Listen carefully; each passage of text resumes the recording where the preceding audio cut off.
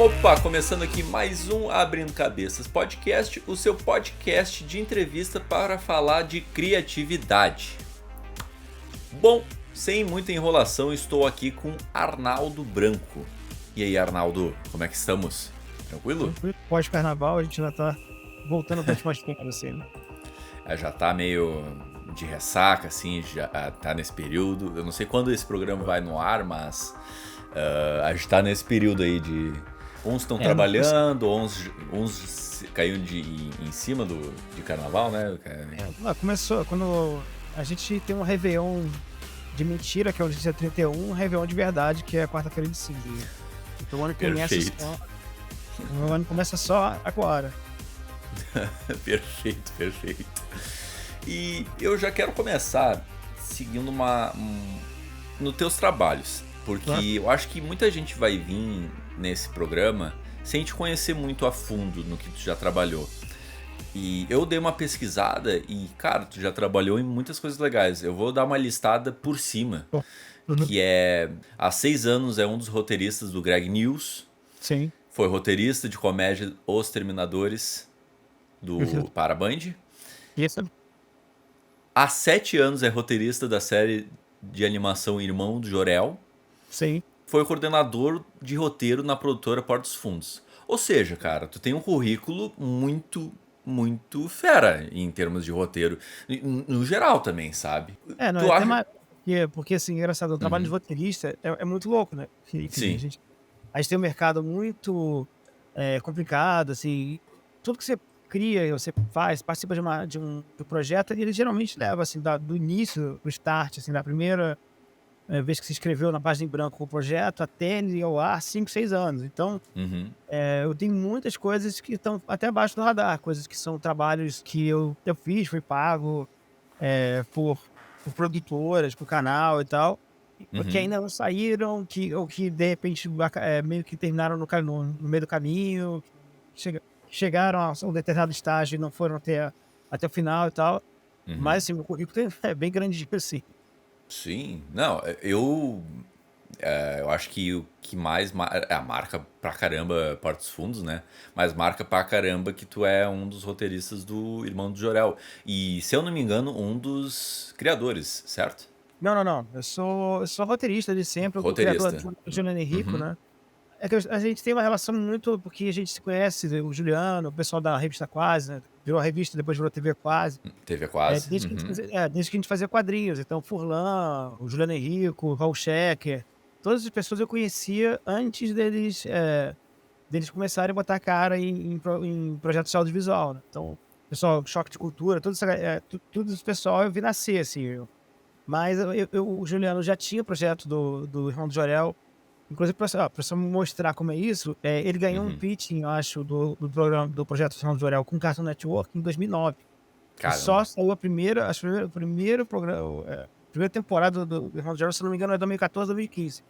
Então, desde que aprovaram o projeto até rolar tudo, ter trabalho de roteiro, demorou um tempo, assim, até ajeitarem a bíblia do projeto. Então é isso, tem esse tempo de maturação dos projetos que às vezes você já tem até mais coisas no currículo, mas eles ainda não apareceram, não foram para a superfície ainda.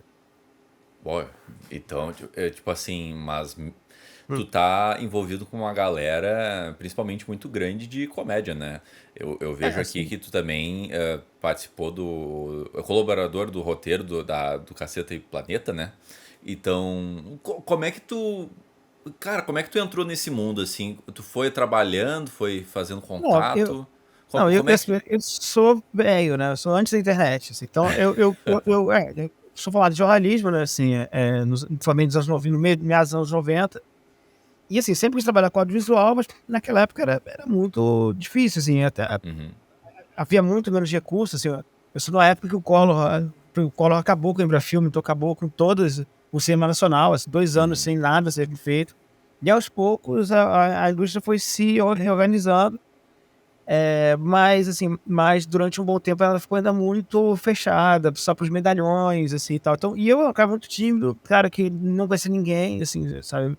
Meu pai, que era jornalista, que de repente até podia, talvez, me ajudar a abrir portas, que morreu antes de eu terminar a faculdade. Então, e teve uma reformulação muito grande do jornalismo. Quando eu cheguei no mercado, já não tinha nem ao menos esses contatos assim, que eventualmente você tem, porque o seu pai trabalhou na área. Uhum. Então, eu fui fazer outras coisas, trabalhei em várias outras coisas, nada a ver com a minha área. Uhum. Mas eu ficava nesse meio tempo querendo trabalhar no audiovisual. Mas ao mesmo tempo, assim, como um plano B, eu falava, cara, eu gosto muito de quadrinhos e tal, e eu vou tentar emplacar meus quadrinhos. Então, eu fiquei também bolando minhas tiras de quadrinhos, meus Uhum. personagens e tal. E eu consegui, assim, aos poucos, assim, eu ganhei um concurso para a Folha de São Paulo, que eu tirei segundo lugar no concurso da Folha de São Paulo, que abriu as portas para eu publicar durante um período na Folhetim. Depois, aí começou a ter internet, começaram a ter as ferramentas de autopublicação, dos blogs e tal. Eu comecei a publicar meus quadrinhos online, e aí eu comecei a fazer meu nome. E aos poucos, assim, o fato de eu estar começando a desenvolver uma coisa de quadrinho de humor que estava dando certo, assim, tem um personagem que viralizou, antigamente não falava viralizou, mas, Uhum. enfim, que teve bastante repercussão, que era o Capitão Presença e tal. Uhum. E foi meio ele que me levou pro pessoal do Cacete Planeta. Mais adiante, assim, em 2009, eles me ligaram perguntando se eu trabalhava com roteiro. Eu falei, cara, eu não trabalhei até hoje, mas, quer dizer, eu já tinha feito algumas coisas, mas nada tão grande como trabalhar na Globo. Uhum. E aí eu mandei pra eles algumas sketches, algumas coisas assim, me contrataram. E aí foi meu início, assim, quer dizer, eu já comecei na Globo, mas sempre. E aí eu comecei a ganhar editais também, assim, de projetos meus. Assim. Uma das primeiras coisas que eu fiz, assim, com a minha assinatura mesmo pra TV foi uma parada que foi a Overdose, que é uma série pra MTV, né, quando a Uhum. MTV ainda estava operante, que ganhou um concurso pra filmar um piloto. E aí no edital e tal, e rolou assim, de desenvolver uma série que foi ao ar em 2013, assim, nos últimos meses da MTV. Foi Uhum. basicamente tropecei na tomada da MTV e ela acabou. Putz, tá merda. Mas é isso aí, então, ou seja, assim, 2009, 2000, os primeiros anos, dos anos 10, assim, eu comecei a fazer meu nome, e aí, assim, comecei a ter algum reconhecimento, comecei a ser chamado. Aí pintou Uhum. Edmundo Jorel, pintou uma série de coisas, e eu fiz um nome muito nessa área de desenho animado.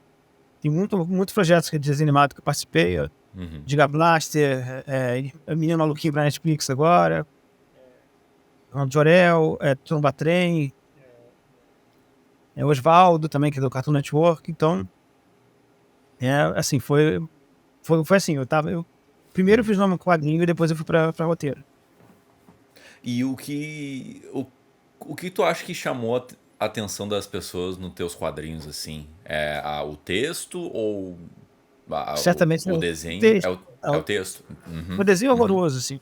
Inclusive a fama o desenho é muito feio. Sim. Então, mas é isso, assim, o Adão, dos Garay, cartunista, ele sempre fala assim, o Arnaldo é um escritor que desenha, porque meu quadrinho sempre foi muito precário em termos de desenho, então eu sempre trabalhei muito diálogo e tal, essas coisas, muito mais do que, sei lá, se uma piada que eu quero bolar depende de eu desenhar uma cidade ou um carro muito complexo, eu desisto da piada. Então eu basicamente me dedicava a fazer 2 carinhas conversando nos meus quadrinhos. E, não, claro que eventualmente eu tinha que adicionar alguns elementos, mas o grosso do trabalho é esse. Então, dá para ver que desde sempre eu estava trabalhando essa coisa do diálogo, mais do que exatamente as minhas habilidades manuais para escrever, desenhar, até porque eu sempre tive muita preguiça de desenhar e eu sempre quis realmente trabalhar com audiovisual. Para mim, começar com quadrinhos foi isso. Eu vou fazer um audiovisual de baixo orçamento, que é quadrinho, que só precisa de papel e caneta. Mas, assim, a minha ideia sempre foi bater asa, até porque eu sei que quadrinho, ninguém vive de quadrinho no Brasil, assim, só, assim, uns 3 ou 4 caras. Então, eu sempre fui preparando meu plano de fuga dos quadrinhos para o audiovisual. É um nicho muito pequeno, né? É um nicho que, putz, porque é uma é algo arcaico, né? É algo do passado, né? Quadrinhos e ficou num tempo por exemplo, o vinil assim, né? As pessoas consomem vinil e quadrinhos com a mesma ideia de voltar para trás, de consumir uma linguagem diferente da de hoje, né? Não, Então, mas é muito. é, Oi, mais ou pode menos, falar. mais ou menos assim, eu concordo. Pra mim, de certa forma, toda vez que eu Uhum. fazia quadrinhos, eu me sentia, sei lá, o Ourives, um mestre curtunista, o cara do passado, assim, realmente fazendo trabalhando uma arte morta. Mas, ao mesmo Uhum. tempo, é muito engraçado, porque como é uma forma realmente você trabalhar, conseguir criar um universo, trabalhar com personagens, com criação, de uma forma muito barata, ele ainda é uma excelente plataforma para você começar. E assim, obviamente um projeto de quadrinhos ele pode ser feito já pensando em, de repente, uma transformação no audiovisual. Assim, Sim. uma vez ele tinha uma parada de série que era bacana pra caramba, muito legal, mas assim, tipo, ele tava com dificuldade de fazer ela circular, ele fez uma graphic novel pra tentar, de repente, naquela história. Tipo, o Rodrigo Teixeira, que dá RT Features, que é um cara grande do mercado, ele gostou Conheço. muito de procurar. Ele é um cara que assim, basicamente deu uma carreira no audiovisual pro Lance Mutarelli, que é um cara sensacional, sempre foi um cara muito criativo, muito. Os quadrinhos dele já são extremamente cinematográficos. O cara achava que ele devia os quadrinhos e os livros, né? Porque ele passou a ser romancista também. Uhum. Então, o cara, assim, tipo assim, quando você trabalha com quadrinhos, geralmente você trabalha já meio pensando. Tanto é que agora, hoje em dia, não tem, assim, o grosso do mercado de Hollywood é adaptações de personagens de quadrinho, mesmo que Sim. trabalhando com roteiros originais, nem sempre adaptando alguma coisa que já saiu nos universos da Marvel ou da DC, mas já tem essa coisa. Então, é um pouco isso, virou uma espécie de arte esperando adaptação. É um pouco como, sei lá, escrever teatro. Teatro, quando você escreve em texto, escreve os diálogos, mas ler uma peça de teatro não é. Aquilo não é o veículo definitivo. Você tem que montar, sabe? Então, um quadrinho é um pouco um display do seu trabalho, do seu trabalho criativo, que eventualmente pode fazer a passagem e virar outra coisa no audiovisual. Eu acho ainda uma coisa muito legal. Não, interessante isso que tu falou, porque realmente, né, é uma. Porque eu penso em histórias, mas ao mesmo tempo tu criar uma ilustração, algo visual para remeter aquele texto, aquela história, é algo, putz, agrega muito, né? E tu facilita no processo de adaptação, como tu falou, né? Porque assim, tipo, uma coisa que é complicada, quando você tá tentando criar uma série, alguma coisa pra vender pra uma produtora, pra fazer um canal se interessar, é a dificuldade de visualização da história. As pessoas Verdade. olham assim, meu Deus, é um bloco de roteiro escrito, são 100 páginas, você quer fazer um longa-metragem, são 120 páginas, será que quem vai se interessar em ler e tal? Ou então mesmo você criar a bíblia de um projeto, que tem também é muito detalhado e tal. Então, um quadrinho é uma coisa que, sei lá, tem aquele suporte visual que já ajuda a fazer a venda da sua ideia, da sua ficção. Então, eu ainda acho que é bem válido. Eu sei que não é só isso, tem gente que. Afinal de contas, tem gente que gosta de quadrinhos por quadrinho, assim como gente que Sim, ouve. claro. Uhum. Se ouvir música clássica, você pode dizer, não é exatamente uma música que fale ao zeitgeist dessa geração, mas obviamente é uma forma de arte que é apreciável, muito legal. Então eu gosto muito de quadrinho pelo quadrinho em si, mas é aquela história, pra mim sempre também foi um suporte da minha carreira audiovisual que eu sempre quis ter. Então eu fui pra esse lado, assim, cara, eu vou trabalhar em quadrinhos, mas eu quero sair daqui. Cara, e uma coisa que eu fiquei me perguntando, porque tu disse que agora há pouco, né, que tu queria ir pra carreira do audiovisual, né? Mas antes tu já pensou em ser diretor, mexer com imagem, ou sempre tu quis ter interesse em roteiro, em escrita? Porque eu pergunto, né? Porque é raro a pessoa se interessar por roteiro especificamente, né? Não sei se tu concorda comigo. Como é que Ah, foi esse diálogo É porque entre assim, todo mundo isso? imagina que, que você trabalhar com o diretor, você precisa, sei lá, ter muito mais. É, você tem que subir muito mais degraus, porque em tese, assim, até pela diferença de pagamento, o diretor ele é considerado mais o dono de um projeto do que o roteirista. Mesmo que o roteirista tenha tido toda a ideia.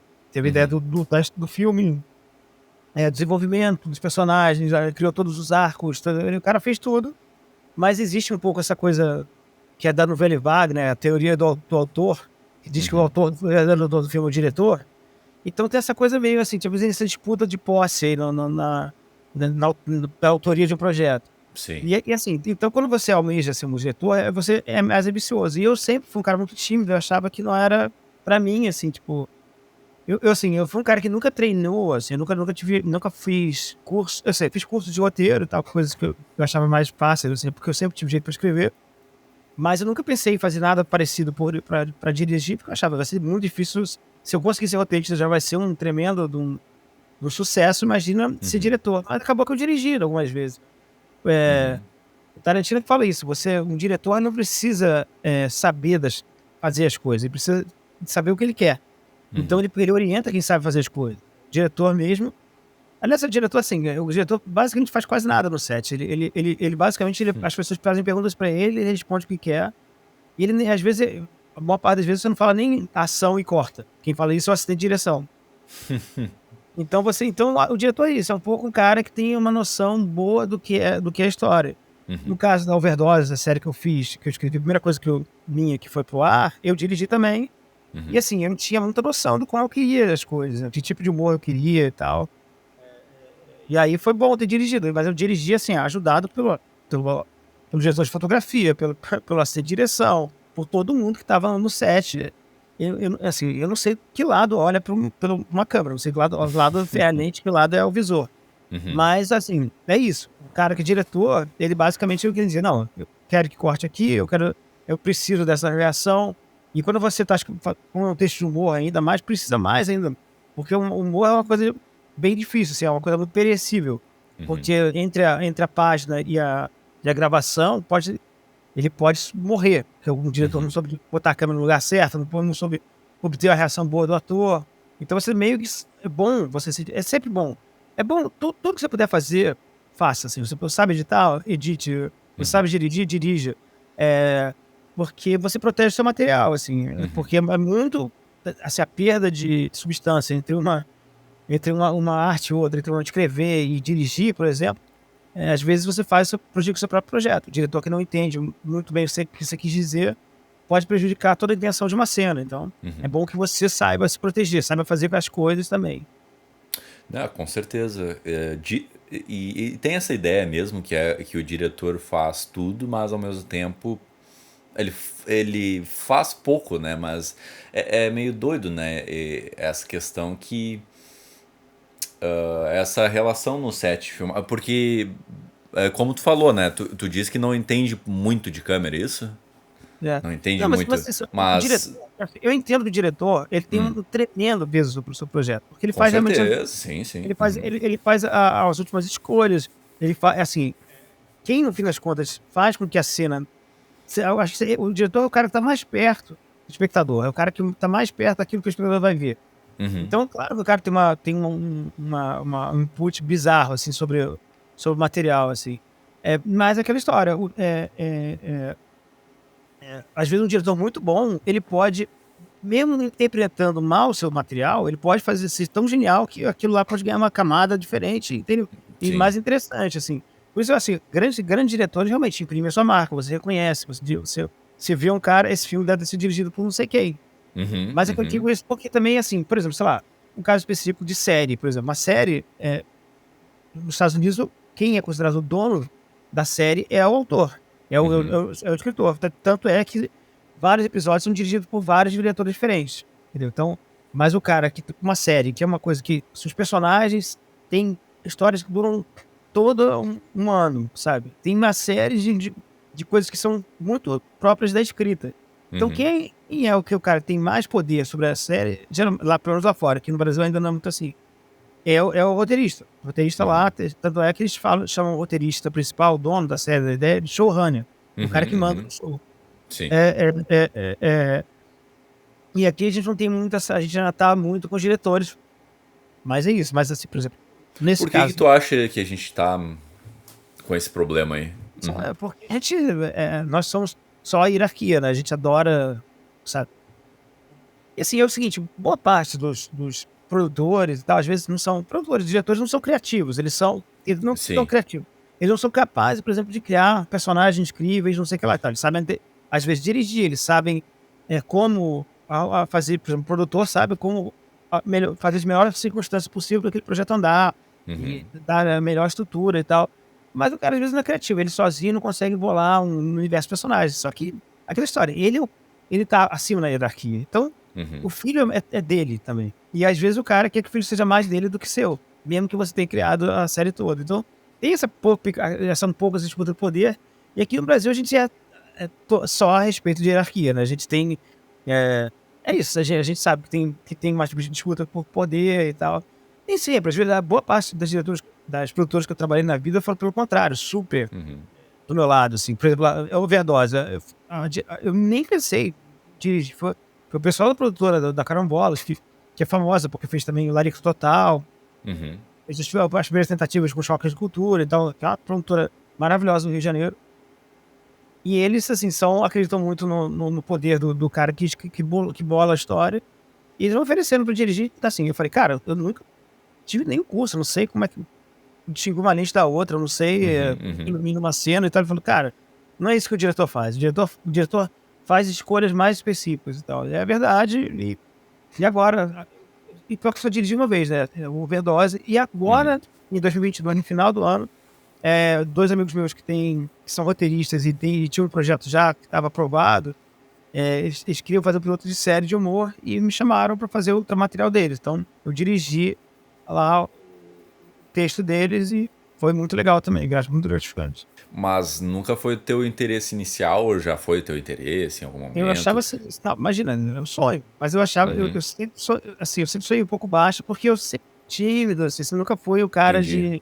de lutar pelo meu espaço a cotovelada, assim, eu sempre, uma Uhum. coisa que eu sempre me orientei é, tipo, não, cara, eu vou trabalhar duro, eu vou trabalhar bem, entrar rápido, vou pegar sempre no prazo, vou ser o cara, Uhum. e assim, eu construí a reputação de ser esse cara, o cara que faz tudo com muita propriedade e tal, e assim, eu esperava, assim, bom, em vez de eu precisar fazer meu currículo, bater nas portas, assim, eu espero que as pessoas me liguem. Uhum. Durante muito tempo funcionou assim, até agora no governo Bolsonaro, quando basicamente houve uma guerra contra o audiovisual e as oportunidades diminuíram um pouco. Mas tende a melhorar, porque, enfim, pior do que estava, não podia ficar. Ah, com certeza, né? O audiovisual por um tempo foi escanteado total, né? E foi. O Ministério da Cultura foi derrubado, né, meu? Não, sim, Simplesmente foi. não, uma secretaria, assim, eu vi um cara que não basicamente, enfim, é aquela história meio louca, né? Porque o Brasil, a gente tá conhecido lá fora pela nossa indústria, pelo nosso, sei lá, ninguém associa o Brasil a mesmo que a gente tenha grandes cientistas e tal, a gente não é conhecido pela tecnologia, a gente é conhecido pelos jogadores de futebol e pelos artistas. Sim, E entrar em guerra com os artistas brasileiros é entrar em guerra com o Brasil, entendeu? sim. Assim, as pessoas sabem que é Caetano, as pessoas sabem que é Chico, as pessoas sabem do samba, as pessoas sabem de todas as coisas que a gente oferece para a cultura e a gente tem, nesse sentido, a gente tem muita coisa a oferecer. Assim, cara, pergunta pro Martin Scorsese o que ele acha do Glauber Rocha, o cara paga um pau tremendo e tal. Mas, Sim. assim, é aquela história, a gente o problema do Bolsonaro é que ele só enxerga as coisas na medida em que todos são. Ele é o bem, os outros são o mal. Então ele entrou em guerra contra o Brasil. E assim, não é à toa Sim. que ele foi contra o carnaval, que é uma expressão cultural popular Uhum. maravilhosa que a gente tem. Entendeu? Então é um pouco isso. A gente não foi só escanteado, a gente foi combatido e assim, ter sobrevivido aí sem arranhão foi um milagre que a cultura fez aqui no Brasil. Se fosse mais 4 anos disso, vixe, seria Não, um isso. Era problemaço, pra ir embora. né? Pra ir embora do Brasil. É, me daria vontade também, pra ser sincero. Mas tipo assim, uma coisa que eu quero te perguntar, o quão trabalhoso, tu falou, né, que levou, em 2009 tava sendo ainda feita a ideia do irmão do Jorel, né? O quão Sim. trabalhoso é tu entregar um projeto pra fazer ele acontecer? Eu sei que não é simplesmente assim, né, mas me Não, conte mais desse processo para um projeto acontecer, sabe? Como é que funciona? assim, talvez assim, porque eu tenho um currículo, talvez agora seja mais fácil, mas mesmo para mim é Uhum. complicado, porque assim, a concorrência é enorme, agora, no final agora do 2022, 2023, a gente está numa fase terrível de tudo, de recurso, de tudo, né?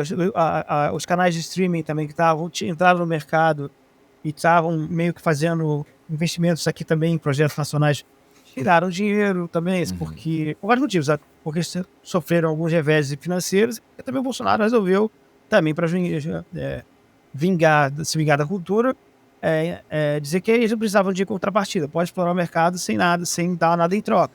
Uhum. É um absurdo, não faz o menor sentido nem para o marketing dos canais. Eles querem. É ideal que eles explorem a cultura de um lugar e exportem. Não é à toa que o Netflix fez a gente Claro. conhecer. Quer dizer, obviamente a gente já conhecia, mas expandir o alcance das séries mexicanas, espanholas,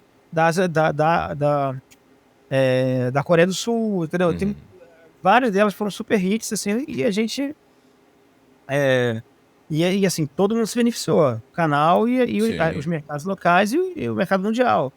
Então, então é difícil de qualquer forma, porque a concorrência é grande, o dinheiro é pouco assim, os canais são difíceis também. Às vezes, assim, você precisa chegar com uma série mais bem desenvolvida. Então, é ideal que você coloque a sua série num edital de desenvolvimento, que você recebe um Uhum. dinheiro só para desenvolver e entregar. Então, aí, Uhum. isso é 1 ano e meio para entregar esse projeto pronto. Então, você já gastou 1 ano e meio desenvolvendo a série em si. Aí um canal eventualmente pode se interessar pela sua série, pegar. E aí é de novo, porque ninguém faz uma série, nem chega uma série e tá pronta. Ah, vamos agora gravar. Não, tem que ter uma sala de roteiro para discutir eventuais furos, eventuais sei lá, arcos, melhorar o que pode ser melhorado e tal. Uhum. Se for uma série de humor, por exemplo, assim, o ideal é que você passe por várias pessoas que sugiram piadas e tal. Então, assim, pode demorar muito tempo. No caso dos Irmãos de Jorel, a animação já é em si um trabalho muito bizarro, assim. Um Imagino. animador, o animador no computador dele lá no negócio, ele tem uma meta diária de 4 segundos de animação. Então, Nossa. um episódio de 12 minutos, como é Irmão do Jorel, Uhum. precisa de, sei lá, várias pessoas trabalhando, cada uma desses segundozinhos assim e tal. É um trabalho monstruoso, mesmo depois de estar pronto o roteiro. E isso porque o Sim. roteiro também tem uma etapa toda de ser feito e tal. E todo o resto, pré-produção, gravar as vozes, fazer tudo é muito demorado. Então, Uhum. é assim, é difícil, mas ao mesmo tempo, a gente também tem o seguinte: hoje em dia dá para você criar um projeto simples e você eventualmente ser o cara que vai fazer tudo, editar. Agora, antigamente Sim. era, pô, você tinha que gastar uma grana de estúdio e tal, e agora, eventualmente, no seu celular, você pode fazer coisas que chamem atenção pro seu talento. Então, Uhum. assim, eu digo que é difícil pra caramba fazer uma série grande, uma série estilo. é, é, Como é que chama? Tipo, tem séries da HBO, que são séries realmente Uhum. que o mínimo por episódio acho que é R$ 1,5 milhão por episódio e tal. Realmente é complicado, mas se você estabelecer o seu talento, assim, mostrar para você pode fazer uma coisa criativa e interessante, é ter uma ideia barata, facilmente trabalhável, e de repente você tá com uma câmera em 6 meses, você tá sendo sondado pelo mercado. Então é assim, eu falo que é difícil porque eu tô acostumado com esse ritmo industrial dos canais, das Uhum. produtoras, mas existe hoje outras formas de você botar a cara, fazer um projeto que seja de acordo que não seja realmente, não exija uma grana muito grande, mas assim, tem formas. Mas é isso, naturalmente, num lugar que é mesmo nesse lugar de Globoplay, todos esses players de canal de streaming e tal, Uhum. o processo costuma ser lento. Não, total. E tu falou um ponto que é muito interessante, né? Que é a questão da grana, né? Porque tem dinheiro investido e tem que ser entregue numa certa data. Então não é um trabalho que ao mesmo tempo é demorado, mas que precisa preencher uma meta, né? Sim. Então é muito doido. É ser muito doido participar de um projeto que nem Irmão do Jorel, por exemplo. E assim, e não tem, tipo assim, nenhuma garantia de retorno, assim, É. e é tudo muito estranho, porque antigamente você dizia, bom, o canal, ele tinha um determinado valor por horário nobre, não sei o que lá e tal, que você passava na TV, Uhum. e você sabia mais ou menos quanto você tinha, mas você tinha que irritar também, você tinha que dar Sim. certo, entendeu? Muitas séries, eu lembro que muitas séries de qualidade da Globo, quando eles faziam minisséries ou os projetos especiais, tipo, Ariano Suassuna, vamos filmar uma peça do Suassuna com o elenco todo excelente e uma mise-en-scène, um visual maravilhoso, e às vezes dava 3 pontos de Uhum. Ibope e tal, mas é assim, mas era uma coisa que a Globo até fazia questão de manter, porque ela gostava de ter essa ideia de que ela faz uma TV melhor, Uhum. ela sempre teve esse padrão Globo de qualidade, que permitia ela ter certos fracassos. Mas assim, nem sempre você pode ter esse tipo de coisa, Sim. tem que ter um retorno. Antigamente tinha dinheiro pra caramba, porque o dinheiro da publicidade basicamente todo era investido nas TVs, que era o grande Uhum. faturador. E aí tudo agora se resolveu, mudou tudo, mudou todo o paradigma. Sabe? Você não vê mais TV só num lugar, você não tem só mais 5 canais como tinha antigamente, você espalhou muito dinheiro, a verba publicitária, a verba de assinatura. Então, a gente tem um sistema muito mais maluco, assim, muito mais difícil de saber de onde vem o dinheiro, de como você conseguir. Por isso, assim, acho a parceria com o governo é Uhum. interessante. Justamente por isso, porque se você consegue. Quando as pessoas falam, o cara da Lei Rouanet. Aliás, a Lei Rouanet é uma lei que não funciona do jeito que as pessoas acreditam que Né. funciona. Ela, na verdade, ela é por renúncia Uhum. fiscal. Então, basicamente, é o curador das coisas que ganham a Lei Rouanet são as Uhum. empresas. Então, nenhuma empresa vai investir numa coisa extremamente comunista, assim. Eu não fazia a biografia do, sei lá, Carlos Lamarca ou do Marighella com o dinheiro do Itaú, entendeu? Não tem. Então, é um pouco isso. As pessoas. Mas o interessante de ter o governo eventualmente como parceiro, investindo pelo menos em editais de desenvolvimento e coisas assim, é que é o nome do Brasil lá É. fora. Assim, se o Rio de Janeiro, por exemplo, onde eu moro, é uma cidade extremamente turística, assim, se não existe a propaganda do que a gente tem de beleza e de interesse aqui, que é feita através disso, né? O que se chama soft power, né, de você Uhum. é, é, é, ter um poder de sedução, né, assim, como Hollywood sempre foi a maior fábrica de propaganda da cultura americana que existiu.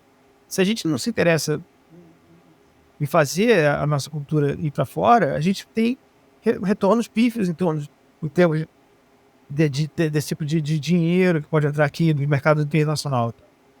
Não, Tá? e tu toca em um ponto também muito bom, assim, né? Porque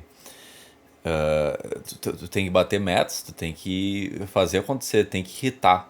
E como é que tu dosa isso na hora de criar o roteiro? Tu pensa em momentos pra, putz, isso aqui vai. Ou é algo natural, é algo que tu, entre aspas, Não, apenas cria e acontece. Putz, que nem até o estou, próprio irmão do Jorel, né? Viralizou por causa que é muito legal. Os personagens são legais, a história é, é muito legal, sabe? Então, como é que tu dosa isso? Tu pensa em hits ou não na hora de escrever? eu penso em primeira coisa, assim, principalmente eu trabalho muito, assim, no humor não é minha única praia, Uhum, mas eu trabalho muito em projetos de humor porque eu tenho essa fama, porque os meus quadrinhos são de uhum, humor e tal. Eu comecei nessa fase e passei por. Meu currículo é muito, muito maior nessa área. Então, por exemplo, quando a gente está pensando em humor, a gente tem que, primeiro, ser inteligível, tem que haver uma preocupação da piada não ser muito hermética, entendeu? Mas, assim, isso também é uma coisa que é engraçada. Assim. Às vezes, sei lá, na TV aberta, eu lembro que antigamente se falava essa questão, por que o Zorra Total é tão apelativo, sem graça e uhum. tal? Porque havia uma noção de que a classe C, que era uma das maiores,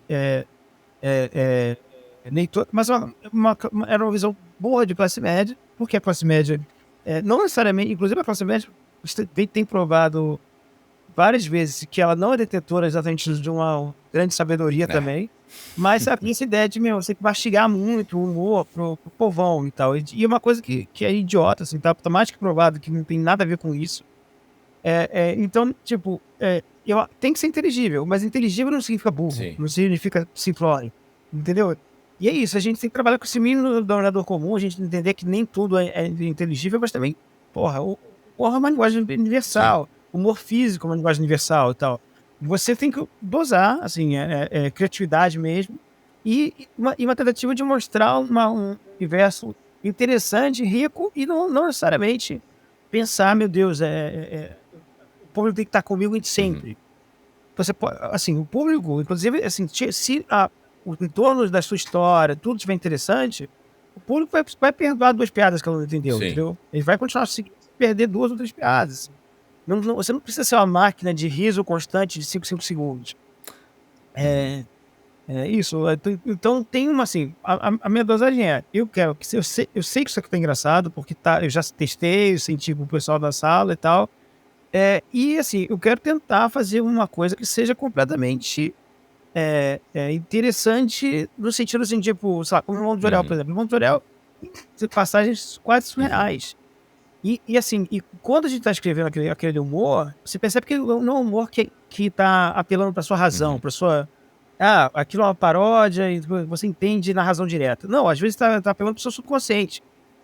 certas coisas você ri, você não entende muito bem por quê, mas assim, aquelas palavras colocadas naquela determinada ordem, aquela situação naquele determinado momento, e ela dá uma risada que vem de um lugar que não é exatamente se você entender a piada, não é que você entendeu, você sente a Uhum. piada, mais do que entender.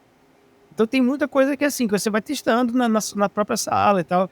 E o legal disso, de sala de roteiro, feita por gente principalmente muito Uhum. talentosa, é justamente isso. É que vocês são a sua primeira plateia. E assim, todo mundo que trabalha em roteiro tem trauma de ter perdido alguma oportunidade de ser entendido e tal. Então todo mundo é muito ciente de querer fazer uma coisa boa, mas também querer fazer uma coisa que vá Sim. pegar. E todo mundo também tem um pouco de quinta série na cabeça também. Então tem um certo humor também. Sim. Tem um certo humor assim, que a gente sabe que tipo, isso aqui. Depois de fazer uma coisa, uma piada muito sofisticada, às vezes é uma piada que é extremamente boba, assim, mas faz um sentido. No Menino Maluquinho agora, a gente, pô, assim, a gente tá fazendo. Nosso é literalmente a quinta série. Podemos fazer piada de quinta série. Então tem coisas ali que são muito bonitas, apelam até para uma certa memória afetiva das crianças que antes de ter muito jogo eletrônico, não sei o que lá e tal, de brincadeiras de criança mesmo, de 6 anos e tal, 6, 7 anos. É, é, ma- mas tem muita piada de quinta série Uhum. mesmo. Porque, cara, se a gente acha graça, imagina uma criança Sim. também, sacou? Ela vai amar. E a gente coloca. Então, tem isso, a dosagem a gente vai fazendo. Por isso que é muito bom. Então, uma coisa assim, roteirista, se tem uma profissão que você aprende a praticar o desapego, é roteiro.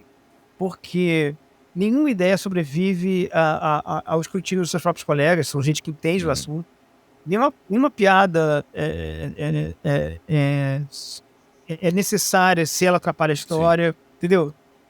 Nada. Então, muita coisa é descartada no roteiro. Da sua primeira ideia até a final, tudo. A Bíblia do Irmão do Jorel, coisa pra caramba mudou. Se Uhum. você vê a primeira Bíblia, é de um jeito, a última que foi entregue lá pro Cartoon era completamente diferente e tal. Então é isso, tem uma coisa de quase tentativa e erro no processo mesmo, antes da coisa ir pro Sim. ar. Sim. Não, deve ser muito insano, assim, né? Porque tu levantou até um ponto em questão de faixa etária, idade, né? E Sim. é muito. Aí no Jurel é uma faixa etária um pouquinho maior, né, que Sim. chega adolescente e tal.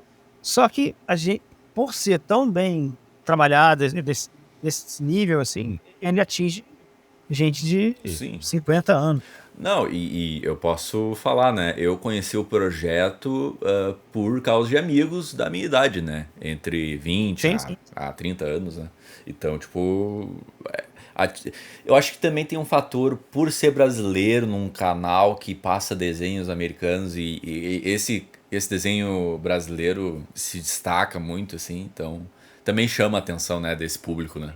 E o fato que é muito real, né? É Ele é muito baseado real. na família de verdade do Juliano. Assim. A família Ah, do não Juliano é sabia. completamente Massa, insana. massa. Ué, assim, não, o irmão dele se chama Jorel, entendeu? Massa. É, é, então, é uma família já que, assim, a ideia dele transformar aquela família que é realmente cheia de idiosincrasias num desenho já foi ótimo. Uhum.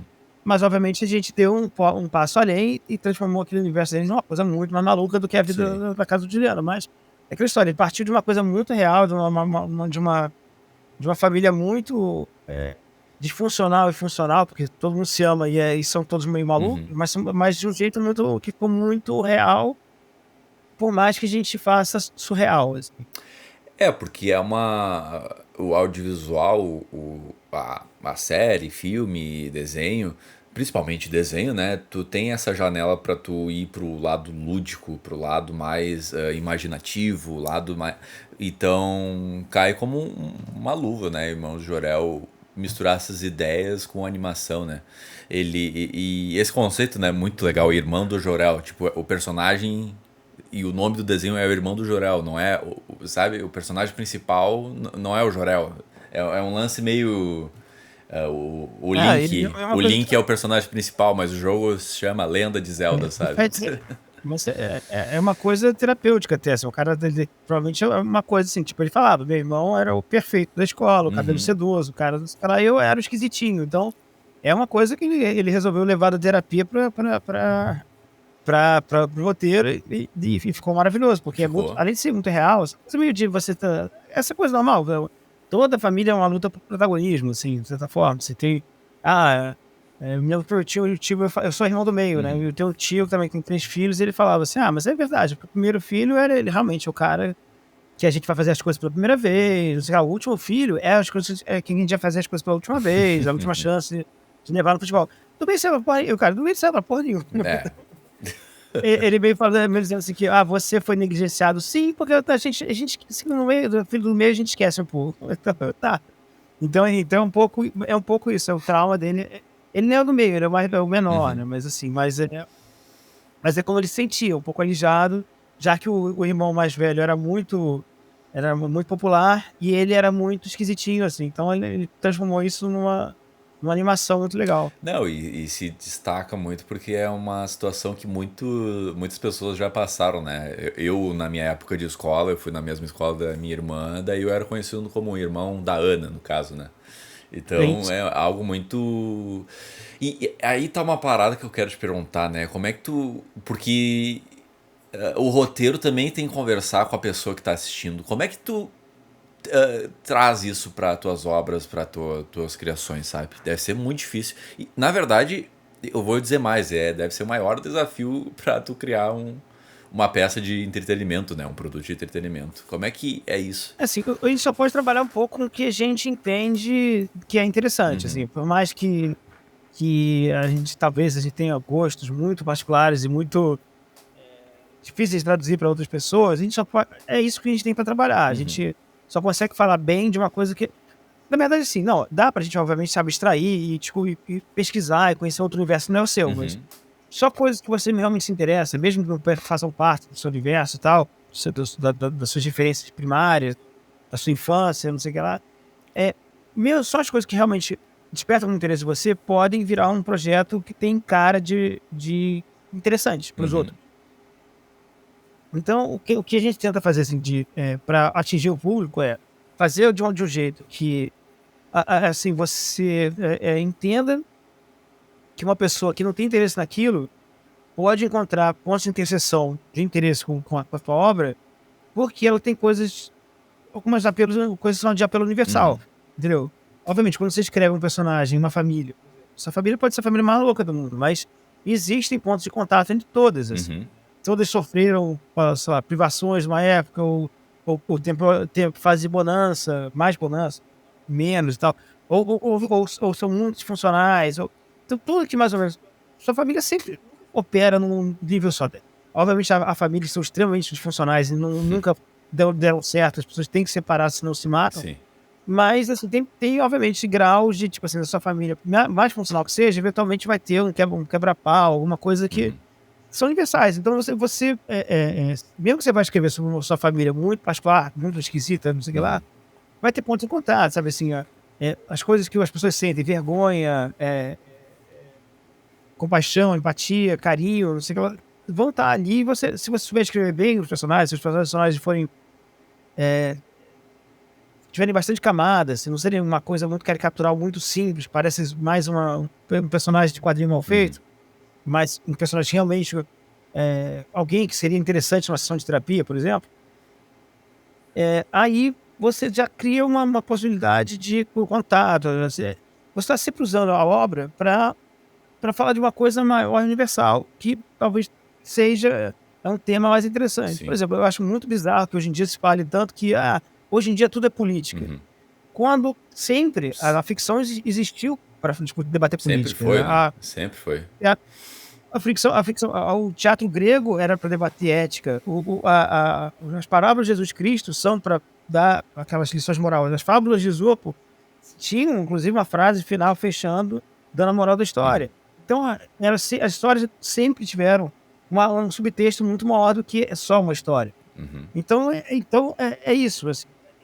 Temas que são universais, que são de interesse humano, mesmo que você jogue eles numa história que é muito particular, que aconteceu contigo, se ele está ali bem representado, ele muito provavelmente vai encontrar pontos de interseção com o público. Sim. Então é um pouco isso, você tentar tratar de temas grandes numa história com personagens fechados e tal, e, sei lá, e tentar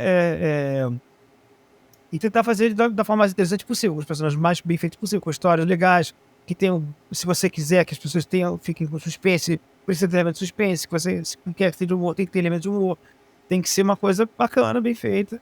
E assim, esse é o desafio do roteirista. Não, com certeza. Eu até quero passar para uma pergunta que é assim: ah, tu acha que o fator de conversar com a gente, principalmente, óbvio, nós brasileiros, foi um fator do Porta dos Fundos ter estourado no Brasil? Ou tem outros É motivos? claro, Foi claro. isso? Uhum. Claro, é porque, assim, o humor é uma coisa muito bizarra, porque ela é muito perecível, né? Uhum.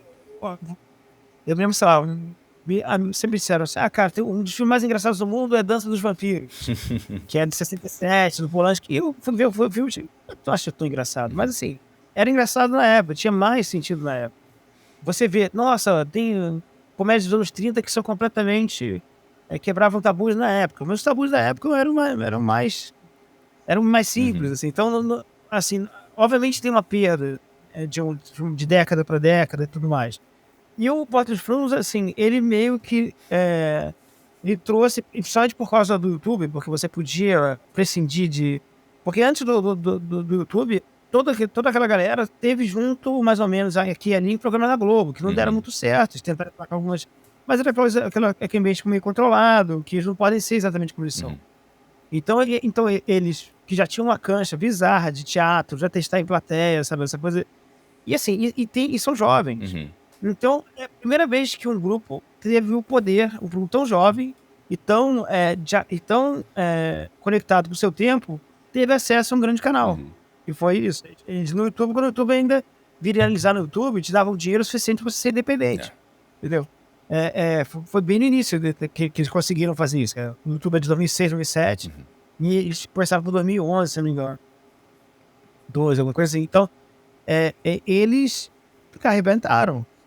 Antigamente, o que era o humorístico? O humorístico era um programa, geralmente, com uma direção de gente mais velha, com alguns roteiristas novos misturados com os mais velhos e tal, com muita dessa questão da hierarquia, e tinha um tipo de humor que era derivado ainda do teatro de revista. Uhum. Que era, assim, você vê os programas, por exemplo, de humoristas da minha época, eram todas as adaptações de programas de rádio. Então, a escolinha do professor Raimundo vinha do rádio. Outros programas, o Balança Mais Não Cai, uma série de coisas tinham essa origem. Boa parte deles, tipo, Sai de Baixo e tal, era feito para uma plateia de teatro. Sim. Então, e era filmado no teatro. Então, esse tipo de humor é datado. Ele estava prestes a sucumbir quando o pessoal do Porta dos Fundos veio com temas novos, assim, tipo, uma coisa acontece na semana, eles já estão preparados para eventualmente transformar aquilo numa crítica, sabe? Assim, então, isso aí eles eram os caras certos, na hora certa, e com talento já testado e aprovado por plateias do stand-up deles, das coisas que eles faziam, que já eram muito mais modernas do que as coisas do passado. Não, muita gente boa, muita gente talentosa, assim, engraçada, né, cara? E eu acho que o que pegou também no Brasil é o formato de sketch, né? O formato de É, curtinho, né? Uma historinha curtinha, um recorte de um momento da vida daqueles personagens, né? E de um a gente contato humano sempre entre falou nós de sobre sketch. aquelas relações, sabe? Aqueles momentos que a gente pode ter passado ou não. A gente, E às é, vezes uma subversão e uma invertida naquilo ali. Até naquele papo mais. Uma zona mais lúdica, né? Explorar mais o lúdico do cotidiano. Eu acho que é isso. não, assim, não, e assim, a gente sempre tem programa de sketch. Os programas Sim. do Cacete Planeta eram programa de sketch. Os programas de Paniza eram um programa de sketch. Só que os sketches, geralmente o personagem tinha um bordão. Era uma coisa que tinha a ver com um universo criado, né, em torno daquele personagem. E muito das vezes era um personagem baseado com preconceito da sociedade. Uhum. O personagem gay era afeminado e era engraçado porque era gay, sacou? Sim.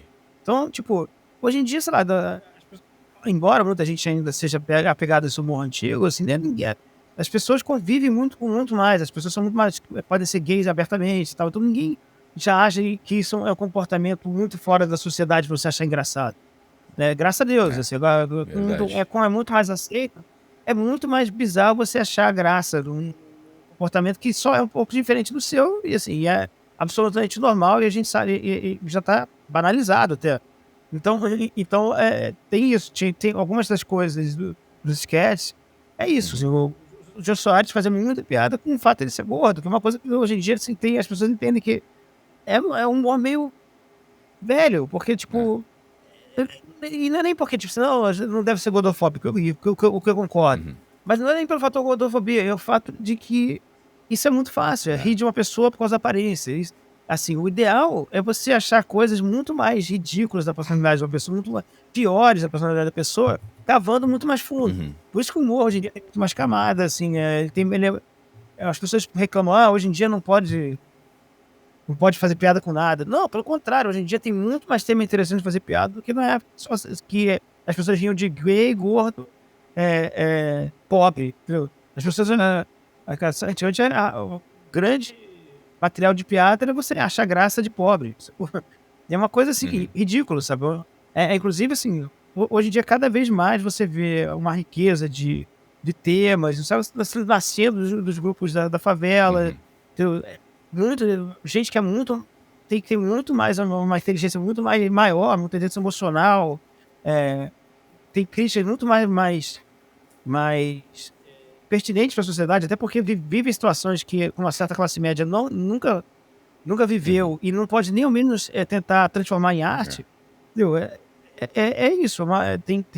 Hoje em dia a gente tem muito mais tema legal, a gente tem muito humoristas melhores, porque o humorista para sobreviver hoje em dia, ele não pode ser. Eventualmente tem os caras ruins que continuam, que fazem É. sucesso, meio até com uma galera que gosta mais dele pelo fato deles serem grosseiros, assim, e Uhum. tal. E eles não são exatamente engraçados, eles são É. grosseiros. Então a grosseria, para alguns ainda passa como humor. Mas acho que tanto melhor o cara que consegue ofender mais sendo sutil. Os, É. os caras dos Frutos, por exemplo, eles são perseguidos às vezes. As pessoas odeiam os caras, mas não é porque eles foram grosseiros, é porque eles pegaram na veia numa crítica que dói num ponto. É. Então, é isso. Eu até falei isso com o Potter também, né? A questão do humor, né? Naquela discussão chata, né? O limite do humor, né? Mas eu queria entrar a fundo um pouco nesse tema. Como é que tu definiria? Tu disse que tem mais temas pra gente abordar hoje em dia do que na época, né? Porque tem muito mais temas sendo falados e discutidos e não só deixar de escanteio ou só ignorados, ou na época a gente nunca pensaria neles. Mas tu acha que é mais difícil fazer humor hoje do que na época, ou é mais fácil por ter conteúdos, Eu, eu, só que tu mexe com eu acho, eu temas acho espinhosos pra algumas pessoas, sabe? é mais difícil no bom sentido, porque eu acho que para você causar um efeito, você tem que trabalhar melhor Né? suas piadas.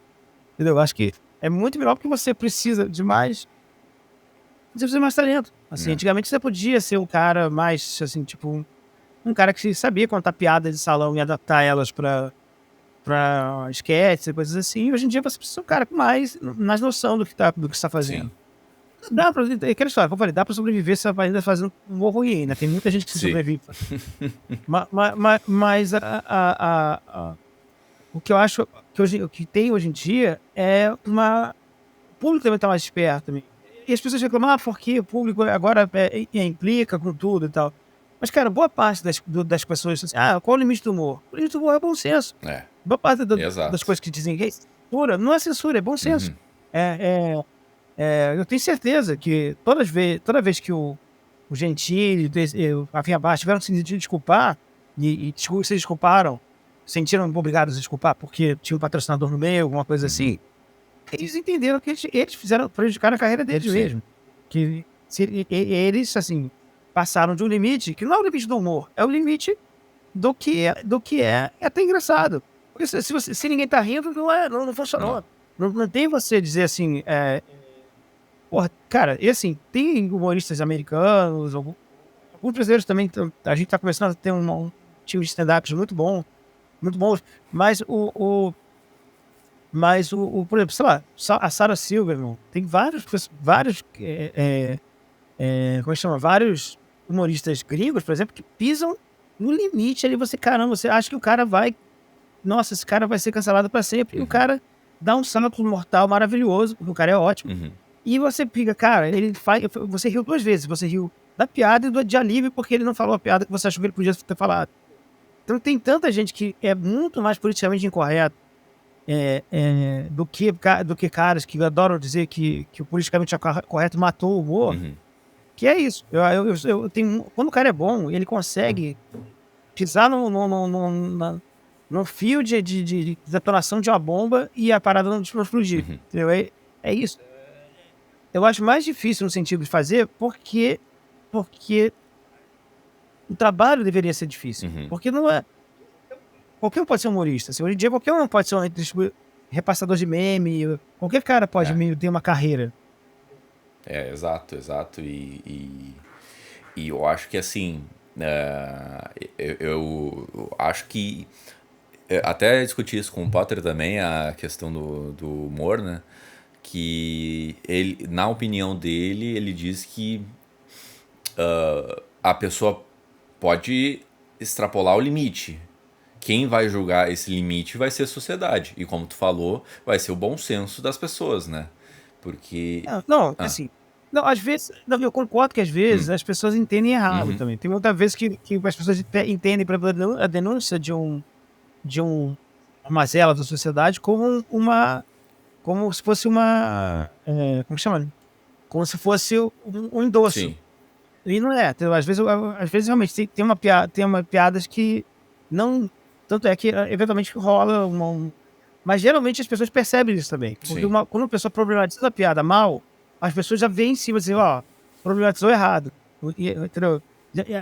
Vai ter umas pessoas que vão querer se ofender, tem pessoas que querem. A função delas é quase se ofender com tudo, Uhum. porque hoje em dia também isso é quase uma indústria, assim, de você ter a problematização de uma parada, mesmo que seja extremamente, sabe, assim, de você perceber, não, cara, acho que existe uma má vontade aí do cara que recebeu do interlocutor, o cara tá recebendo como uma má É. vontade, mas essa má vontade geralmente é perceptível também. As pessoas, quando percebem que alguém tá problematizando errado, essa pessoa vira a piada. Uhum. Então, assim, concordo que eventualmente vai ter gente. Hoje em dia tem uma coisa muito louca, que é, assim, as pessoas estão muito perdendo a capacidade de abstrair por vários motivos, porque a realidade está se confundindo muito com a ficção. É. Por exemplo, as pessoas não. Se você escreve alguma coisa totalmente ficcional, as pessoas perguntam: isso aconteceu contigo? Elas acreditam que aconteceu contigo? O cara tem sempre essa pergunta: quanto de realidade tem nessa sua ficção aí e tal? Uhum. Tipo assim, cara, não, sou um ficcionista, posso inventar isso do nada. Por que tem alguma coisa a ver? Então as pessoas têm uma certa dificuldade por tudo, até porque a vida das pessoas é compartilhada, a vida real. É. Isso confunde um pouco a obra. Então, todo o tempo todo a gente tem essas fronteiras que são meio borradas e tal. E tem realmente essa dificuldade de interpretar um pouco. É. Mas tá rolando um certo exagero. Assim, as pessoas estão batendo, né, é como essas velhinhas que chegam na rua e dão bolsada na atriz que faz a vilã da novela, entendeu? As pessoas não estão conseguindo separar muito bem um pouco com essas coisas, tem esse problema. Mas ao mesmo tempo, assim, cara, o cara que é um bom humorista e Uhum. sabe que existe esse público, inclusive, ele inclusive trabalha contornando esse público. Ele trabalha meio que sabendo que esse público tá aí e que eventualmente é pra sacanear esse público mesmo, deixar eles na dúvida. E às vezes é pra, tipo assim, deixa eu fazer uma piada que vai ser a prova da burrice dessas Uhum. pessoas. Então, vai ser tão boa que ela vai ser completamente inatacável, sacou? É isso. Eu acho que hoje em dia o comediante está cada vez mais trabalhando mais o texto. Tá, eu acho isso ótimo, né, na verdade. Muito melhor do que antigamente, quando você podia fazer piadas, cuspir 50 piadas por minuto e elas eventualmente iam pro ar. Sim, sim. E o. Focando mais o cara do stand-up, ele fica no holofote, fica na mira das pessoas quando ele tá lá apresentando, né? E às vezes ele quer desafiar a plateia, ele quer desafiar o público pra a ter esse questionamento e, como tu falou, revelar esse interlocutor que entendeu errado. O problema é o seguinte, tem muita gente que é ruim assim, por exemplo, quando o cara trabalha com camadas e Uhum, tal, às vezes a Sarah Silverman faz muito isso. Ela faz as piadas ingênuas que você percebe que ela tá fazendo um personagem que tá dizendo aquelas coisas por fingir uma ingenuidade que ela quer mostrar que é um ato do comportamento da sim. sociedade. Então, ela faz uma piada grosseiríssima, tipo, como é que é? Nossa, essas crianças sei lá, na África e tal, que são crianças com barrigão. São crianças de, de 1 ano, grávidas de 9 meses, sabe?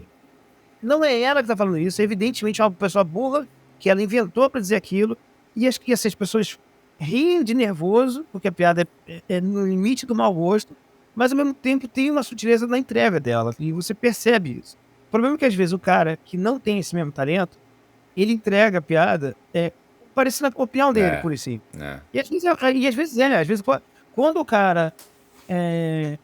Quando acho que foi a Rafinha Bastos falou que é dessa pessoa, não sei sabe, um desses caras aí que O Rafinha viraliza, tem da Vanessa Camargo, não, né? Famosa. O Rafinha mudou um pouco de maragem, o Gentili continuou, pisou no acelerador, o Rafinha voltou um pouco atrás. Mas, exato. mas tinha uma época que os dois eram o mesmo tipo de humor. E algum deles falou uma coisa sobre dessa coisa, assim, a mulher que, tipo assim, quem estupraria essa mulher? Essa uma coisa, uma piada de estupro falando desse nível, como se fosse o estupro fosse quase um elogio. Então, tipo assim, pô, isso é uma merda de se falar, tem de se pensar. E assim, o cara falava dessa parada de um jeito que você entendia. Esse cara tá fazendo elogio ao estupro, ele não tá fazendo uma piada. Isso aí, boa parte das coisas que foram material de muitos desses comediantes, principalmente dessa primeira fase, parecia parecia uma opinião de um taxista reacionário, entendeu? Com certeza. Não parecia exatamente uma formulação de uma piada. Parecia o cara tá dando uma opinião que é grosseira, boa e não só e é crime ainda por cima. Ele tá fazendo, tá cometendo um crime, então, ao invés de, então eu não lembro exatamente quem falou, mas eu lembro que teve essa piada que foi uma coisa que deu uma tremenda polêmica, óbvio, porque é idiota, é mal formulada e é assim, e tipo, e tomada pela entrega da pessoa, parece ele dando uma opinião. Sim. Então, boa parte das vezes o cara, eu acho que às vezes sim, o cara testa os limites, assim, e quando o cara testa com talento, a plateia tem essa coisa de prender o ar, soltar depois. Quando o cara não faz isso bem, aí a plateia às vezes toma pela opinião do cara e assim, pode reagir mal. E é isso aí, esse é o mal de você aparecer no palco despreparado. Não, perfeito, né, cara? Porque de certa forma de certa forma não, com certeza tu tá fazendo um personagem ali, né? É como tu falou da Sarah Silver, né? Que tu faz um personagem ali, só que ao mesmo tempo tu cria, muitas vezes tu cria histórias e tu cria um cara tão palpável, né, pra nossa realidade que, putz, é a pessoa mesmo, ela pensa aquilo ali mesmo. E isso é foda, né? Isso é muito difícil, né, cara? Não existe uma burrice que você pode emular da sociedade que, assim, Borat é isso, é o personagem que ele fala coisas racistas, coisas escrotas e tal, e ele faz aflorar o racismo das pessoas que ele tá. E o cara é um comediante de esquerda, e aquilo lá é um método de interrogação, aquilo é um interrogatório que ele faz com a pessoa. Ele tira uma verdade podre do cara, interpretando um sujeito que é pior dele. E a gente sabe que é uma crítica sutil e ao mesmo tempo, assustadora, porque a gente vê os últimos anos assim, não só porque essa burrice sempre teve aí, mas assim, agora que a gente tem em tempo real milhões de formas de descobrir essa burrice, a gente está tendo demonstrações de que buraco é muito embaixo. O pessoal então, perdeu a vergonha também, né? Perdeu a vergonha de se expressar, né? Na internet. Né? Porque, assim, o grande problema é isso. Eu me lembro de uma aula de psicologia que sempre marcou, que foi a aula sobre conformidade. É aquela história, quando que a gente tem uma certa tendência a seguir a manada, mesmo na questão de opinião. Quando você, tipo, coloca no grupo de estudo, você faz as pessoas dizendo coisas determinadas, mesmo que tenham não que a pessoa já tenha feito um questionário prévio, não concordando com as pessoas, se ele vai colocar numa sala que várias pessoas falam uma coisa contrária ao que você pensa, você acaba meio concordando com as pessoas. Sim. Então, assim, é isso. Às vezes é isso. Os caras nunca se sentiram confortáveis para falar, até descobrir que tinha tanta gente que pensa do mesmo jeito. Entendeu? E vice-versa. Às vezes o cara se sente meio compelido. O cara que mora na cidade do interior e que não quer ter problemas do interior bolsonarista, ele não quer ter problemas, ele pode até uma inclinação mais de esquerda que seja, mas talvez ele possa abandonar isso para viver em paz. Então tem toda essa coisa, a gente se adapta muito à nossa vida em sociedade e agora que a gente tem meios, mecanismos de saber o que pensa o seu vizinho o tempo É, todo, você sabe que você pode estar, tem mais liberdade para agir de uma forma que antigamente era considerada aceitável. exato. E tu interligando muito a vida real com a vida digital, parece que quando o pessoal cansa. E cancelamento, na minha percepção, perdeu o sentido da palavra, né? Se tornou algo meio banal. Mas, assim, quando tu mistura muito as duas coisas, cara, parece que tua vida acabou quando tu é cancelado na internet, né? Mas não, sabe? Às vezes. Alguns, Sim, eu alguns acho, sim, eu né? acho Mas o tipo, por dono desse exemplo, cara, o Léo Lins, né? Ele continuou fazendo show. Tentaram não deixar ele fazer show, mas mas assim, ele continuou fazendo show aí, né? o Lucy C.K., né? O Lucy Léo Kay. Lins ainda sabe que ele é só um babaca, né? Agora, Exato, exato. o Lucy De K., por deixar exemplo, claro isso. o Lucy C.K., eu acho que é um cara assediador sexual bizarro, que devia ser cancelado. O cara tá se apresentando em Las Vegas, botando. É isso, eu adoro essa expressão, linchamento virtual. É, Porra, é bem pior do que ser lixado de verdade, né? Você é. falou, linchamento virtual, sabe? Não existe isso, de certa forma. É claro, tem pessoas que, pra quem não tem volta mesmo, assim, é difícil você voltar. Com E às certeza. vezes tem vários recortes, recorte de raça, recorte de sexo e tal, de gênero. Não é assim, não é simples, mas assim, é, o cancelamento que as pessoas falam, boa parte desses caras que falam cancelado, assim, estão sofrendo censura. E o cara fala isso em todas as redes Sim, possíveis. Sofrendo censura de quê? Se você tem acesso a todos os canais, se você ainda tá online e tal. Então tem uma coisa assim dessa reclamação de cancelamento que é meio assim, eu sei que existem injustiças e às vezes uma pessoa pode ser perseguida por um motivo errado, por fake news. A gente está numa coisa que a realidade é completamente tá disputável aí, não. Você não pode mais ter certeza do que é verdade, não é? sim.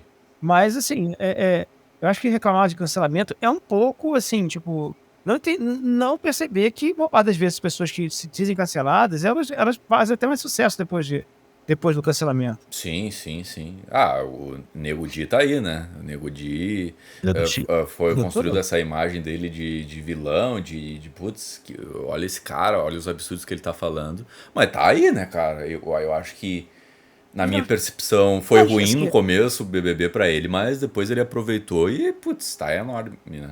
bom, assim, primeiro, tem um público que as ideias dele têm ressonância com alguma parte do Né? público, e é isso. É o público que ele vai cativar. Sim, Danilo Gentili não tem um admirador de esquerda, não tem um não. admirador que seja minimamente preocupado com direitos humanos, né, coisa. Ele só tem troll de internet e É. tal. Mas assim, foi uma escolha. Ele fez e resolveu pisar no acelerador e assim, eu acho assim, o karma disso aí deve ser horrível, mas assim, é como o cara sobrevive. Mas assim, todo mundo faz as suas escolhas, o cara é grandinho, e assim, e ele ganha muito bem. Né? Ele é um cara, por exemplo, esse cara pode ter feito milhões de besteira, é, e ele é um cara, e assim, líder de audiência, então é isso. Então, eu acho que eventualmente essa guerra, também, ele sabe que não tem uma derrota pra ele, pelo contrário, que ele vai ganhar sempre, que ele vai conseguir ganhar, mas ele finge que é vítima de uma perseguição que não existe. Exato, exato. Eu só espero que ele não. Que esse. Nem vou Isso. brincar com isso, né? Não, Se tornar presidente, né? Como estão contando mas aí. essa história, eu acho muito engraçado também que na internet, quando falam, gente, vamos parar de falar dele, porque senão a gente já faz ele ficar famoso. O grande problema é que esse cara tem ressonância já no público que vota nele. Exato. Ninguém vai votar no Danilo Gentili do nosso campo, vai ser conquistado. Sim. Então é aquela história. E assim, as pessoas falam, quem tá ganhando a guerra nas redes? Todo mundo fala, é a direita sempre ganha, é muito melhor e É. tal. Vê se a direita deixa de falar o nome de alguém, se deixa de falar o nome da Glaze, o nome do John Willis, eles falam pra falar mal. Eles É. falam pra falar mal o tempo todo, pra rebater que, ó, esse cara é. E mentira, dizendo que o cara é pedófilo, que eu não sei o que lá. Então, os caras fazem de um jeito assim, tipo, porque pelo contrário, a gente assim, não falar não é nem um serviço. O grande lance é tentar difundir a ideia de que o cara é um cuzão. Sim. E assim, era esse tipo de constrangimento que a gente deveria fazer, mas assim, tinha muito pouco estratégico nesse sentido. E assim, ao mesmo tempo também tem uma certa certa pureza na esquerda e tal. A gente viu na eleição, foi o Janones aparecer com umas técnicas de guerrilha que tinham a intenção de anular a propaganda da direita no segundo turno, e uma galera falou, meu Deus, a gente não pode ficar igual a eles. Eu falei, bom, eu prefiro não ficar igual a eles agora durante um mês, e ter 4 anos de alívio sem ter o Bolsonaro no poder. Para mim, assim, tipo, ali estava mais do que Sim, claro que algum tipo de apelação a gente teria que fazer, porque senão eles iam apelar sozinhos e exato. a gente ia perder nessa discussão. Então, esse é um pouco o problema também. A gente tem que aprender a jogar melhor esse jogo, que é. Porque não vai ter.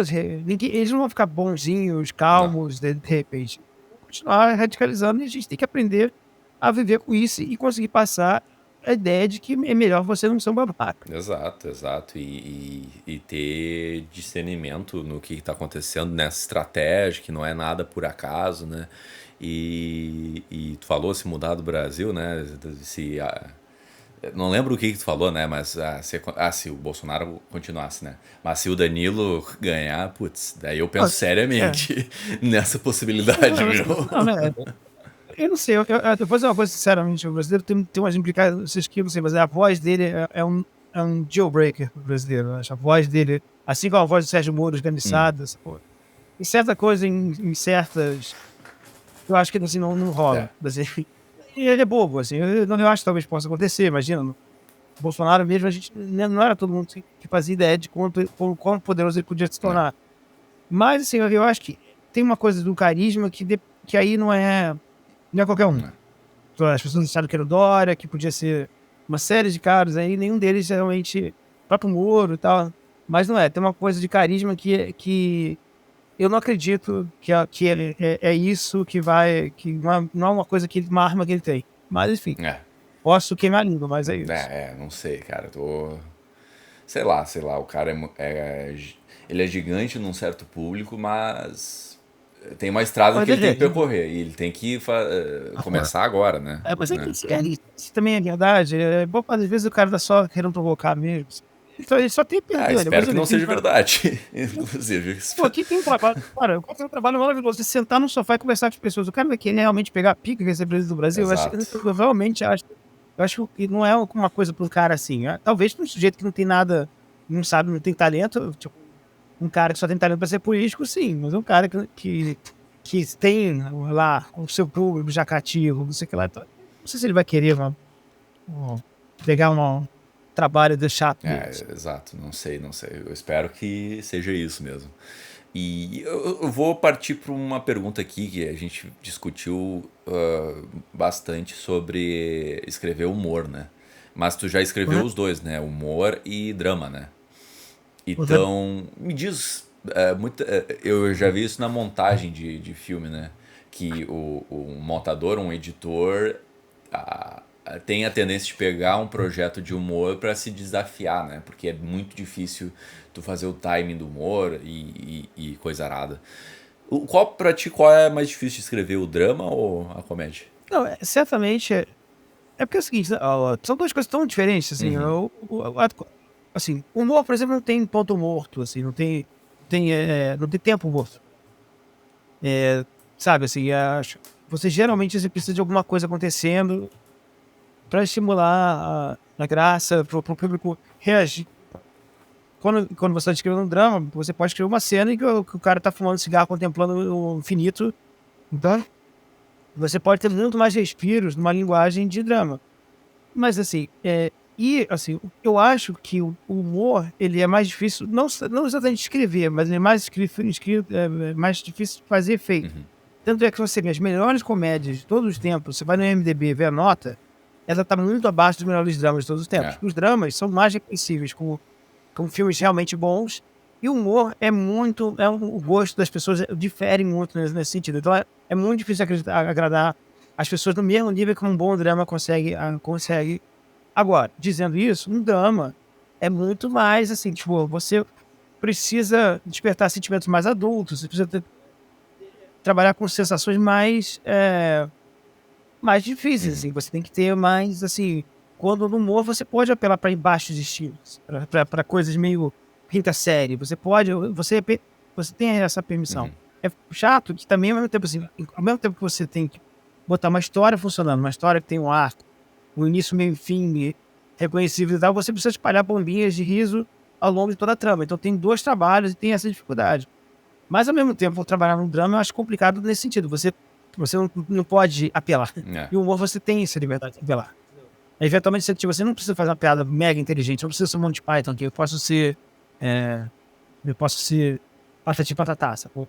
Sim. Então aí, eu acho que são duas coisas diferentes, assim, os dois têm suas dificuldades, mas eu ainda acho que o humor, assim, até porque o humor, sabe, também é muito mais um elemento normal, assim, pra mim tem uma certa, eu já penso um pouco em termos de fazer as pessoas acharem graça de tempos em tempos.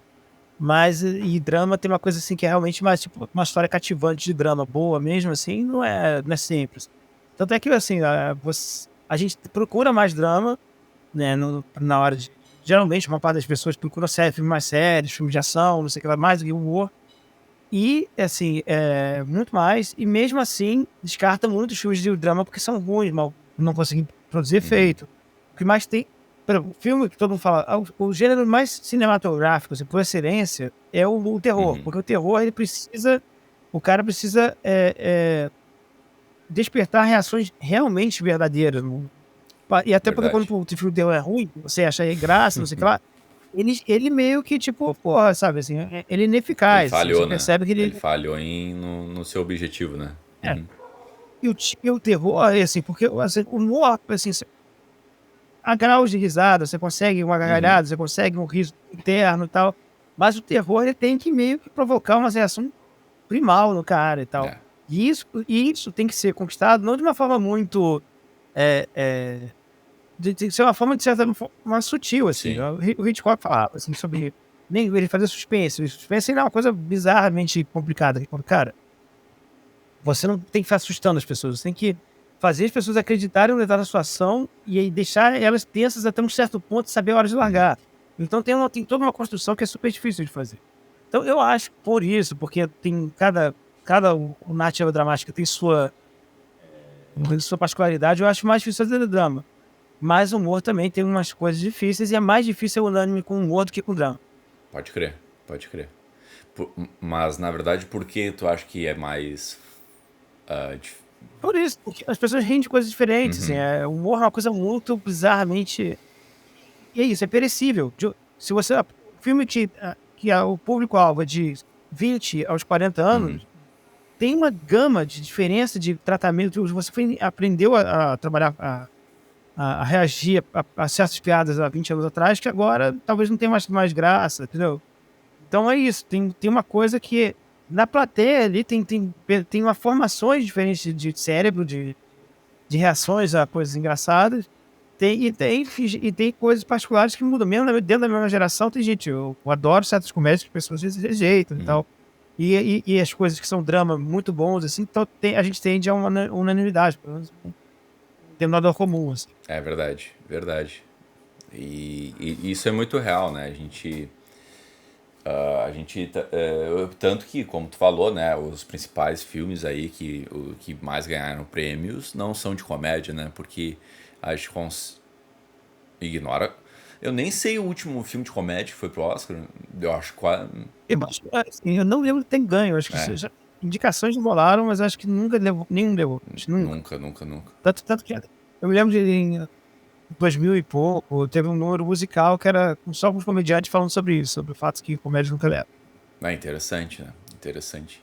Eu queria agora falar sobre o que. Cara, tu é um cara que fez muita coisa já. Eu considero uma carreira bem sucedida, assim, né? Claro que vai de cada um, mas na minha percepção, tu tem uma carreira bem sucedida. O que falta pra te fazer ainda? Assim, eu não considero muito bem-sucedido porque é o seguinte, porque eu ainda sou um cara muito, eu sou uma arma de aluguel ainda, eu sou um cara Uhum, que trabalha mais no projeto dos outros, assim, e tal. entendi. E assim, foi assim que eu construí minha carreira, assim, que é engraçado que também como eu sou um cara muito, demorei muito, né? Porque eu levei um tempo até. Bom, a internet surgiu, ainda era muito lenta, com muito pouco recurso. Levou um tempo a internet se desenvolver e eu mesmo levei tempo a entrar na Uhum, internet. Então, eu estou tendo início 2000, 2001, sabe? Com esses blogs e tal. E demorei mais ainda para entrar nos roteiros. Então, minha carreira é relativamente curta. Tem gente que tem metade da minha idade com menos, com o mesmo número de anos já trabalhando no uhum, roteiro. É, e ao mesmo tempo tem gente da minha idade que tem o dobro. Mas assim, mas ao mesmo tempo eu fui tão eu me dediquei tanto. E essa coisa de pegar muita coisa ao mesmo tempo e tal. Então eu tenho um currículo bem grande pros meus 14 anos É. de roteiro.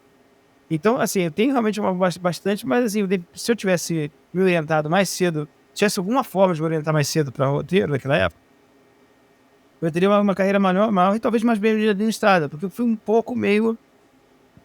Eu preciso pegar tudo que eu preciso e tal. E aí ao mesmo tempo, assim, você vai crescer, olha só, em vez de aluguel, agora você está pagando a prestação de uma casa. Então, meio que você vai. E isso te deixa meio refém das suas escolhas. Você não pode ficar também demais demorando, procurar um projeto, ou se dedicando demais a alguma coisa que não vai pagar durante um tempo. Sim. Você tem que pegar as coisas que pagam. A minha carreira poderia ser mais bem sucedida na medida que eu. É, é, é, podia ter sido de outra forma. Eu podia ter mais projetos meus andando, sacou? Mas ao mesmo tempo eu não me arrependo de nada. Eu tenho uma carreira realmente bem, bem bacana. É, eu tenho uma carreira bem bacana pra um cara que tem só 14 anos de carreira. Sim. Acho que eu fiz muita coisa interessante.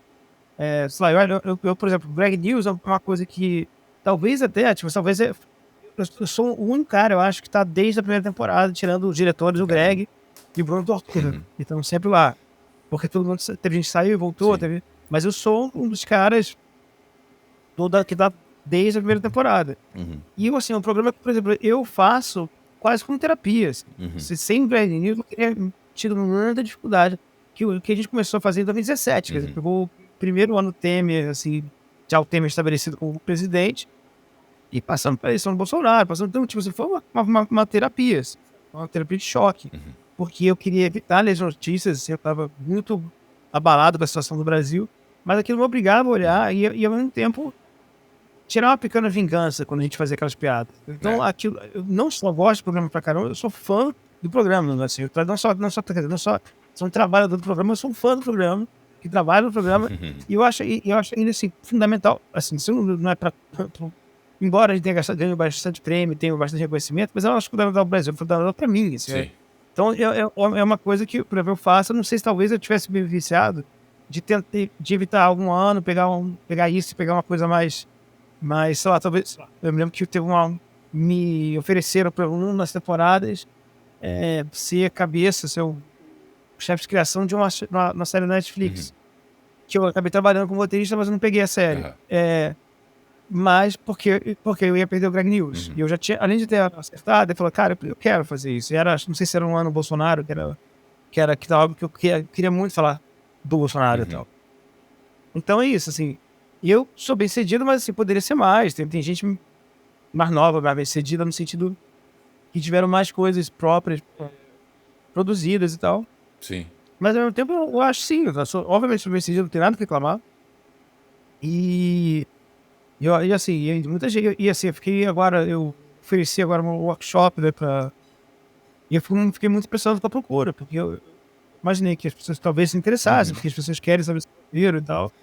E eu abri uma aula no início do ano, a procura fotográfica, tive que abrir 2 turmas seguidas, aí eu fiz uma fila de espera que com um número maior de alunos, eu tive que fazer mais 2 agora, e talvez eu abra uma terceira agora, porque ainda tem gente na fila de espera. Pô, então, que bom.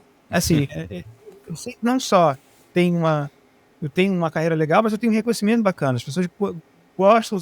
E o roteirista é um cara muito, muito escanteado, assim, às vezes. Porque eu falo que a gente às vezes é tratado como o estágio inicial de um foguete, né? A gente tá ali no lançamento, mas imediatamente depois do lançamento a gente é descartado.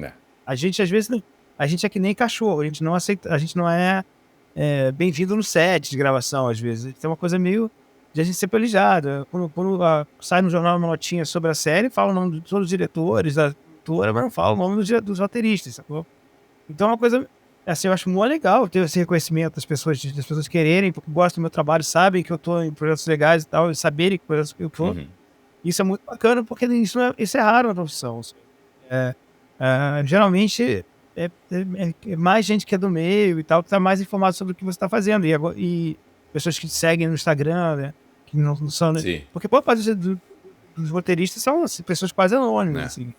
E esse fato de eu ter um trabalho de quadrinho, e ter o fato de ser um pouco bastante... Tento mostrar, pô, as coisas que eu tô fazendo e tal, eu tenho um reconhecimento legal. Então, eu acho que estou numa fase ótima, maravilhosa. Ano passado eu fui indicado, não ganhei, mas foi indicado ao roteirista do ano pela ABRA, que é a Associação dos Pô, Roteiristas e tal. Então, quer dizer, eu tenho mais.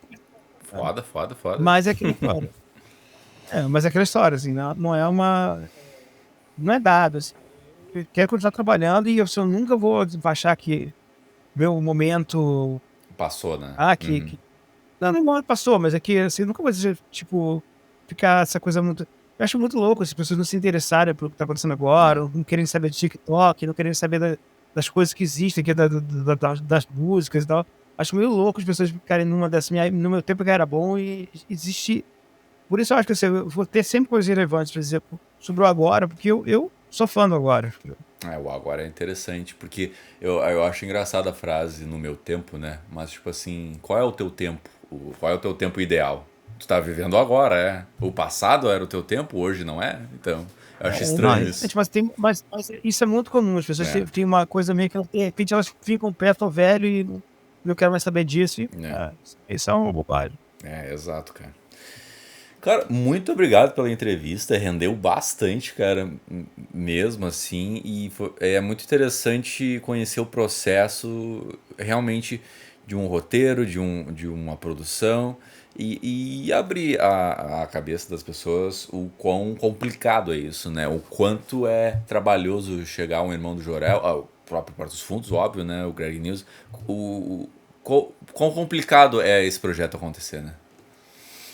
Claro, não, mas é bom, porque você aprende isso cedo. Ninguém chega na profissão. Quer dizer, não, e a verdade é o seguinte, eu falo isso, mas obviamente que tem pessoas que não, pelo contrário, elas conseguem provar muito cedo o talento, elas conseguem chegar em pontos muito bons da carreira.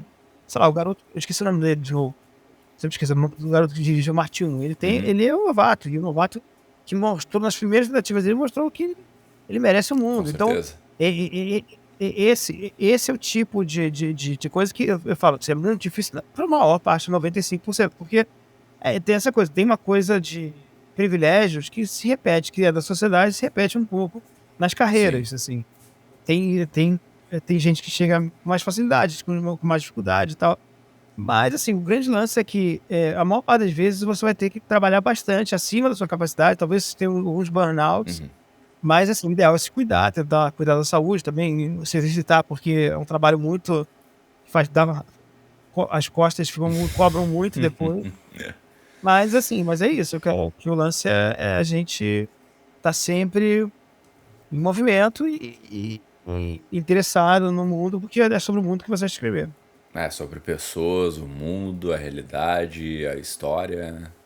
É sobre o ser humano, é sobre o ser humano se relacionando, enfim. Claro. É isso, né, cara? São várias formas de tu contar histórias de pessoas mesmo, né? Então tá. Muito obrigado, meu. Sério mesmo, que vou agradecer de novo por ter acreditado no projeto, ter aceitado o convite. Fico muito feliz. Não, bacana. Inclusive, eu tenho que conferir os outros episódios. Agora eu vou ter tempo. Agora acabou a correria não é carnaval, que eu tinha que entregar muita coisa. Carnaval que eu acabei aproveitando mais do que eu imaginei que fosse aproveitar. Talvez tu encontre algo legal aí, que tu se identifica aí.